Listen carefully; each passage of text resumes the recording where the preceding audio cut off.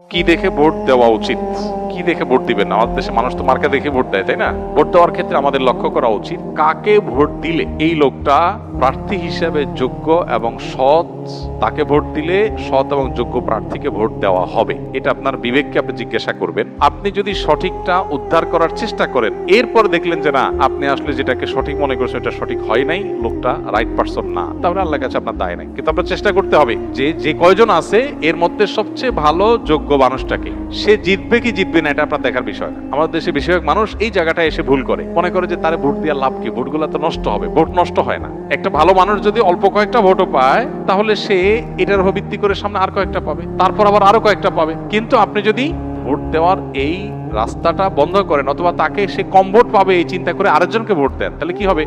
এই চান্সে খারাপ মানুষগুলো তাদের খারাপের রাজত্ব আরো বেশি করে করতে পারবে।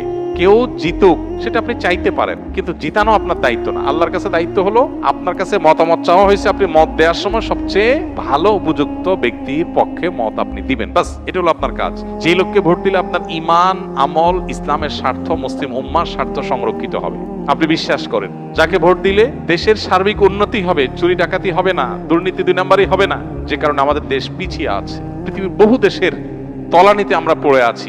যাকে ভোট দিলে আমরা সেখান থেকে উঠার রাস্তা পাবো, তাকে আপনাকে ভোট দিতে হবে।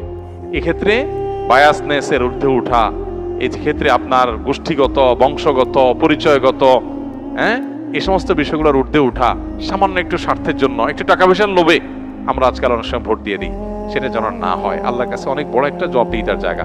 নবীজি বলেছেন, ইদা উসসিদাল আমরু ইলা গায়রি আহলিহি ফান্তাজিরিস সাআ।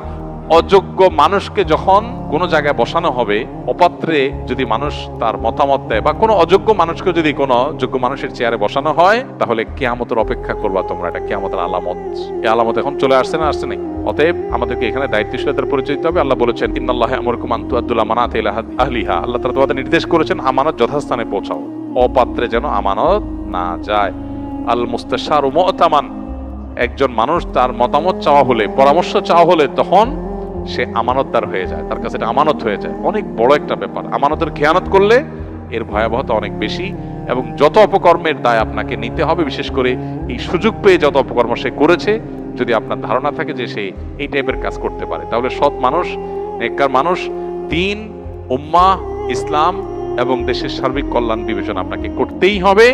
আমি যাকে ভোট দেবো সে জিতুক কি না জিতুক সেটা আমার বিষয় না, সে জিতবে কি জিতবে না এটা আমার বিষয় না। আমার দায়িত্ব আমার সিদ্ধান্তটা সঠিক জায়গায় দেওয়া, বাকি আল্লাহটা আল্লাহ দেখবে।